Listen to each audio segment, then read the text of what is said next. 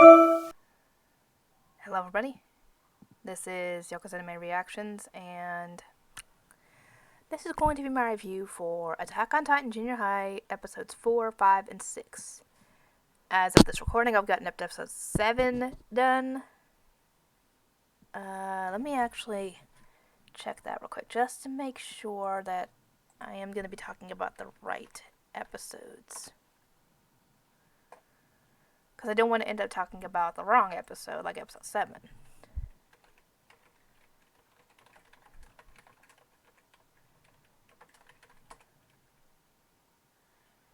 Okay, let me get to this. Come on, stupid thing. Okay. Clean up, sitting herd, and... Okay.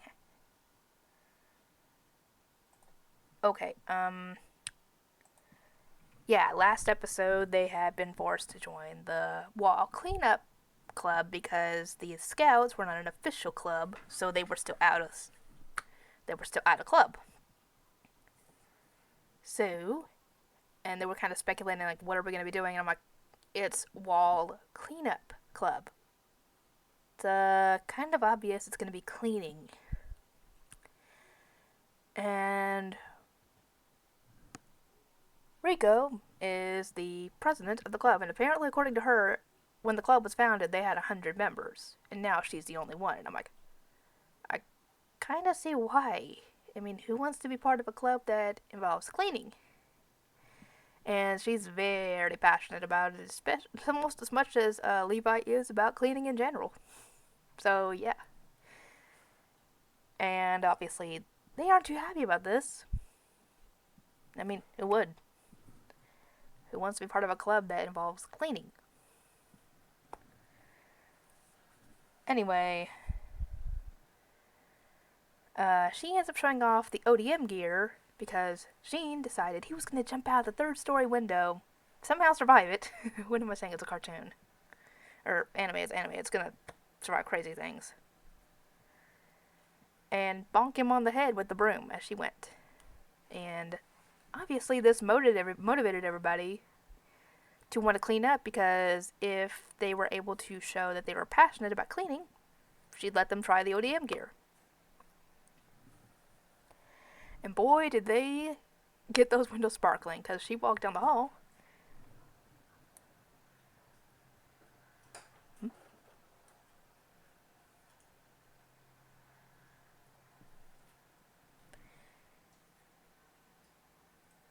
Okay.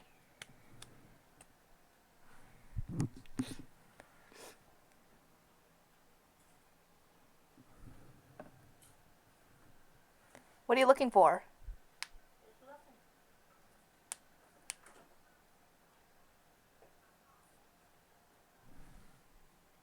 Okay.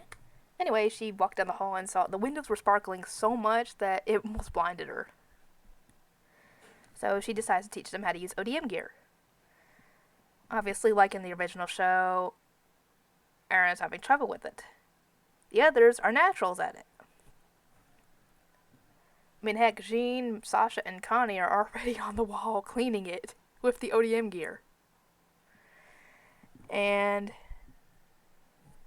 essentially, Armin is thinking about how it's possible that Aaron is having such a hard time with it, because he's athletic, and even Armin was able to do it, and he's probably the weakest physically out of everybody there.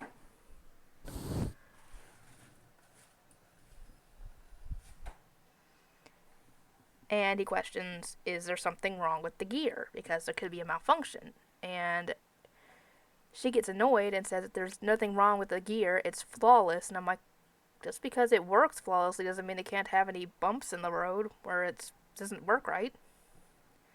And it turns out that's exactly what it was.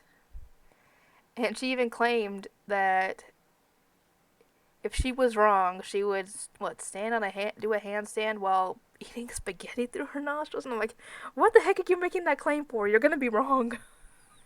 And she realized this as she saw the gear was messed up and nobody noticed yet, except Mikasa, and she was trying to figure out a way to get out of this because But thankfully, she actually managed to find an excuse because Hans showed up and he revealed that he was the faculty representative for the club, which makes sense. He's the freaking janitor. Of course he'd be. And he puts the ODM gear on and uses it. And as he's using it, he's looking back at them talking. And I'm like, look where you're going. You're gonna fall into the wall. And the gear messes up, and he ends up hitting Jean, and they end up falling, giving her the perfect opportunity to claim that it was his fault that the gear was messed up. So it gets her out of doing that little bit. And the next day, he's able to use it almost perfectly. And we find out the reason why the wall cleanup club was founded in the first place, because the Titans decided that they want to go and tag the wall with a mess.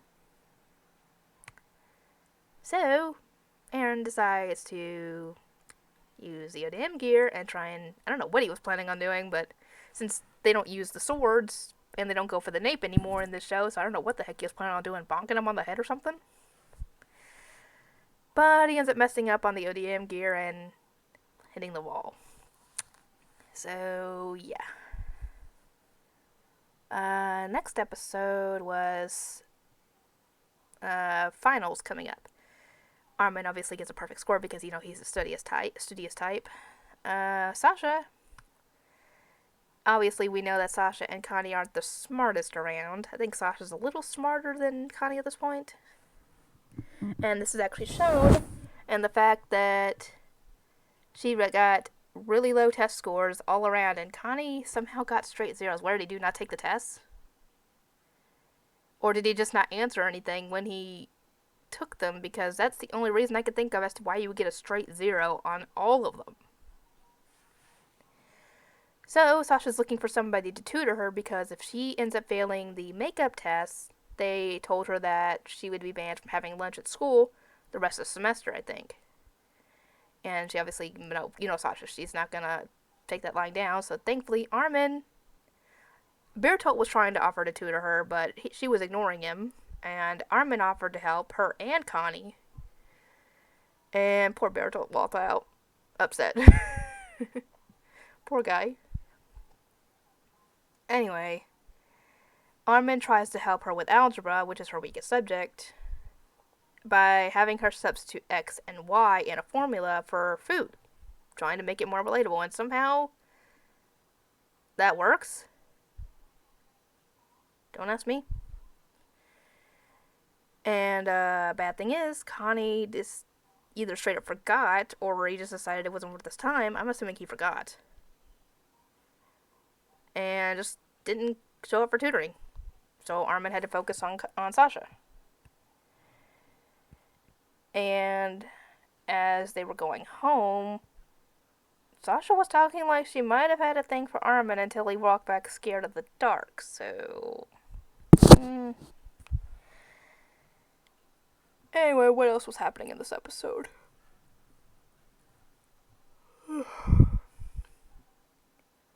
I don't remember what else was happening in this episode, but... came time for the makeup exams, and...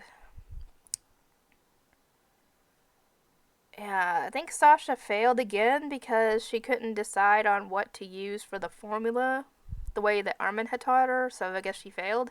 I don't know.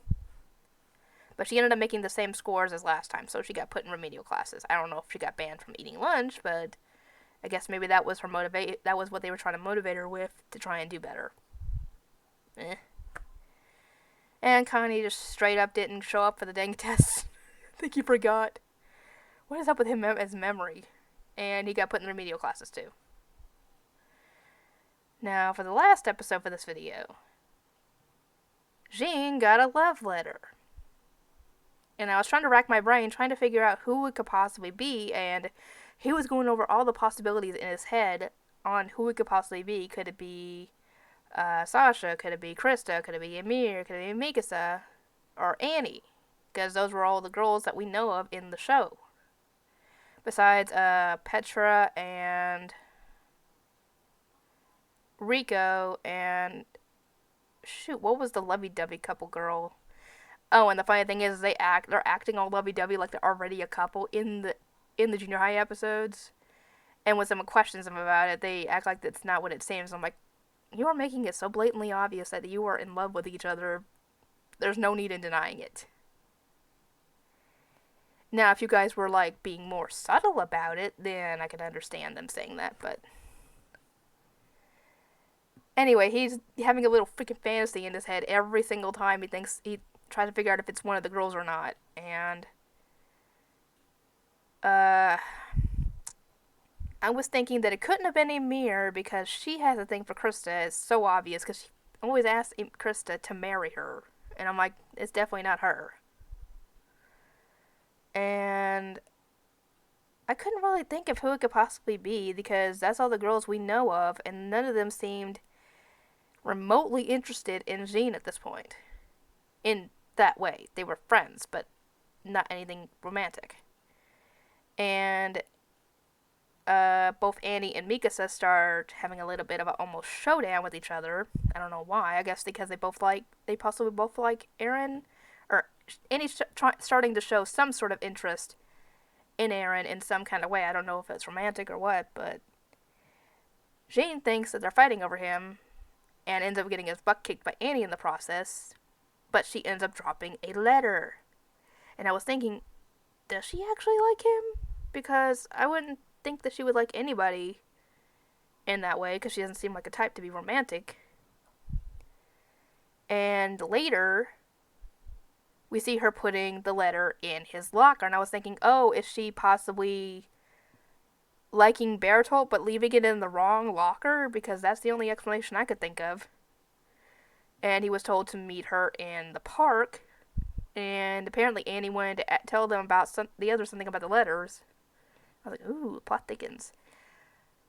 Turns out, now this came out of left field so much that I didn't even expect it to be it. Turns out, the one who wrote the letters was Annie, but she was writing them for somebody else. One of the Titans. One of the female Titan with the weird, chibi-looking eyes and the short black hair.